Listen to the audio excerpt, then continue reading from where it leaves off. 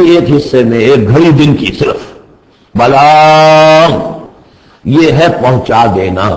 ہاذا بلاغ، لیکن ہاذا یہاں پر محذوف ہو گیا. ہاذا بلاغ، بلاغ یہ پہنچا دینا ہے. فہل یہلک الا القوم الفاسقون، تو ہلاک تو وہی کیے جائیں گے. کون ہلاک کیا جائے گا سوائے ان کے کہ جو نافرمان لوگ تھے. یہاں یہ جو 8 سورتوں کا ایک سلسلہ چلا آ رہا تھا وہ بھی ختم ہوا، اور یہ کہ جو 5واں جو گروپ ہے مکی اور مدنی صورتوں کا، ان میں سے جو مکیات کا سلسلہ ہے وہ ختم ہو گیا. اور یہ 13 صورتیں ہیں: سورہ سبا، فاطر، پھر یاسین، پھر صافات، پھر صاد، اور پھر یہ 8 صورتیں: سورہ زمر، اور پھر مومن، اور پھر حامیم سجدہ، اور شورا، اور زخرف، اور دخان، اور جاسیہ، اور احقاف. یہ صورتیں ہیں کہ جہاں مکیات ہیں. اب اس کے ساتھ 3 مدنیات ہیں. یہ 3 جو مدنیات ہیں ان میں سے 2 صورتیں تو بڑی ہم وزن ہیں اور جوڑے کی شکل میں ہیں، لیکن ایک صورت جو ہے اگرچہ بہت جامع صورت ہے قرآن حکیم کی وہ، لیکن اس کو ہم کہہ سکتے ہیں مضمون کے اعتبار سے کہ وہ سورہ فتح کا ایک ضمیمہ ہے.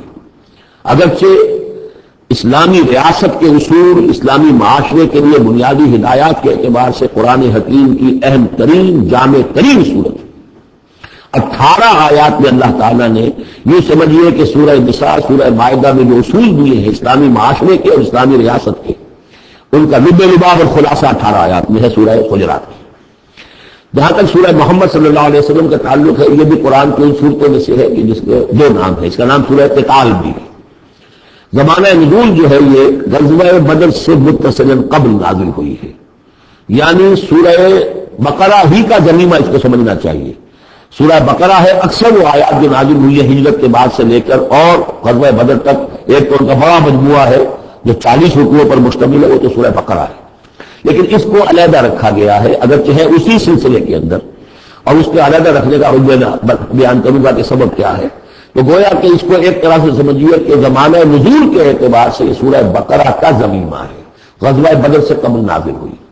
اور اس کا پس منظر کیا ہے کہ جب یہ حضور نے صلی اللہ علیہ وسلم اپنا اقدام کا عمل شروع کیا ہے، یعنی ایک تو 12 برس تک مکے میں تو حکم یہ تھا کہ ہاتھ بندے رکھو، ہاتھ رکے رکھو، نو ریٹیلیشن، ریونج کا کیا سوال، انتقام تو بہت دور کی بات ہے.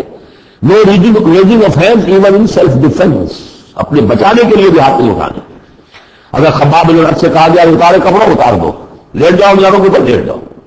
حضرت یاسر کو اور حضرت سمیہ کو اور حضرت عمار کو جو کچھ بھی ایذائیں دے رہا تھا ابو جہل، کسی مسلمان کو اجازت نہیں تھی کہ جا کر اس کا ہاتھ پکڑے. نہیں، یہ مرحلہ تھا پیسو ریزسٹنس کا کہ جو تکلیف آئے جھیلو، جوابی کارروائی کوئی نہیں.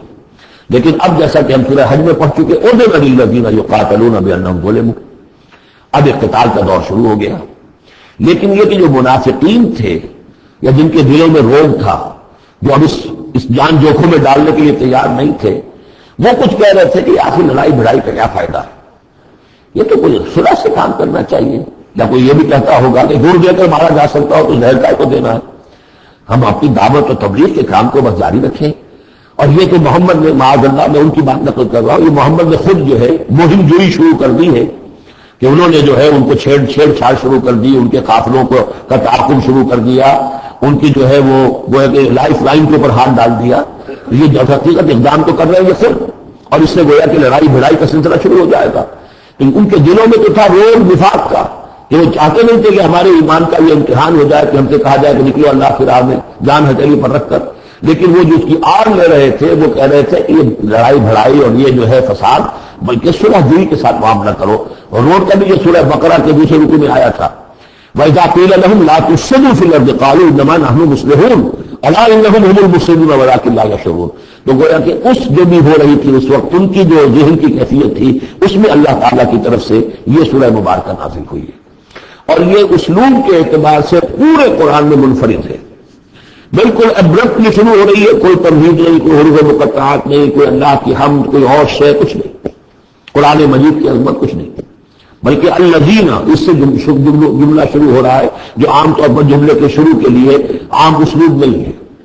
پھر یہ کہ وہ جو اسلوب ہوتا ہے آیات کے آخر میں اللہ تعالیٰ کے اسماء اور اللہ کی صفات کا، انہ عزیز الحکیم، وہ تو بڑا غفور ہے، رحیم ہے، اس طرح کی کوئی شے آپ کو یہاں نہیں ملے گی. اسلوب بالکل مختلف ہے، ہر آیت ابرپٹلی شروع ہو رہی ہے، سورت بھی ابرپٹلی شروع ہوئی ہے اور ابرپٹلی ختم ہو جائے گی. اسی طریقے سے ہر آیت جو ہے شروع ہوتی ہے اور ابرپٹلی ختم ہو جاتی ہے بغیر کسی اختتامی اللہ کے اسماء اور صفات کے حوالے کے.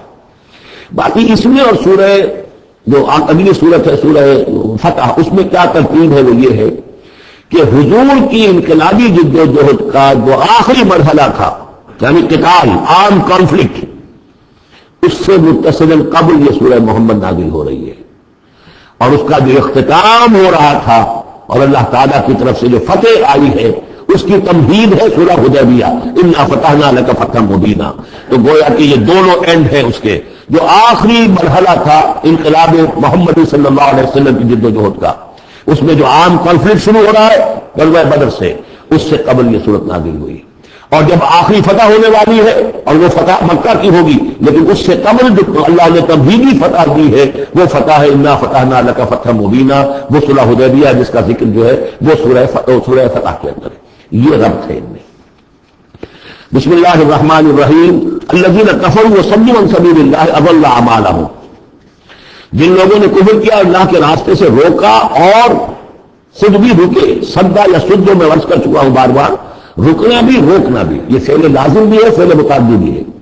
جنہوں نے کفر کیا خود بھی رکے اور دوسرے کو بھی روکا اللہ کے راستے سے، اللہ نے ان کی ساری جد و جہد کو ضائع کر دیا. اضل اعمالهم. ان کی ساری کوشش جو تھی اللہ کے دین کے راستے کو روکنے کی، حضور کی دعوت کو کے راستے کو روکنے کی، سب جا چکی، ضائع ہو چکی، اکارت ہو چکی. اور اب یہ قافلہ جو ہے دعوت محمدی کا صلی اللہ علیہ وسلم اور انقلاب نبوی کا، یہ اپنی منزل کی طرف بڑھے گا. وہ آخری درجے میں اب شامل ہونے والا ہے. والذین آمنوا وعملوا الصالحات وآمنوا بما نزل علی محمد وهو الحق من ربهم کفر عنهم سیئاتهم واصلح بالهم. اور اس کے بعد جو لوگ ایمان لائے، جو لوگ نیک عمل کیے اور جو ایمان لائے اس شے پر جو نازل کی گئی ہے محمد پر صلی اللہ علیہ وسلم، وهو الحق، اور وہ حق ہے من ربهم، ان کے رب کی طرف سے. کفر عنهم سیئاتهم، اللہ نے دور کر دیے، معاف کر دیے ان سے ان کی خطائیں، ان کی غلطیاں. واصلح بالهم، اور ان کے حال کو، ان کی کیفیت کو سنوار دیا، بنا دیا، ان کی سیرتیں، ان کے کردار. اب دیکھ لو یہ جو صحابہ کی جماعت جو ہے، ان کی سیرتیں دیکھو، ان کی شخصیتیں دیکھو. اللہ تعالیٰ نے ان کو نکھار کر ان بھٹیوں میں سے گزار کر کے جو مکے میں تھیں، جن میں سے کہ آزمائشوں کی بھٹیوں میں سے نکل کر آئے ہیں، تو کندن ہو چکے ہیں، خالص غیر خالص.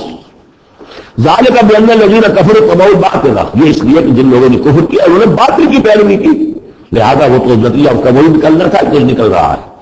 وَأَنَّ الَّذِينَ آمَنُوا اتَّبَعُوا الْحَقَّ مِن رَّبِّهِمْ، اور جو لوگ ایمان لائے انہوں نے پیروی کی حق کی جو ان کے رب کی طرف سے آیا ہے.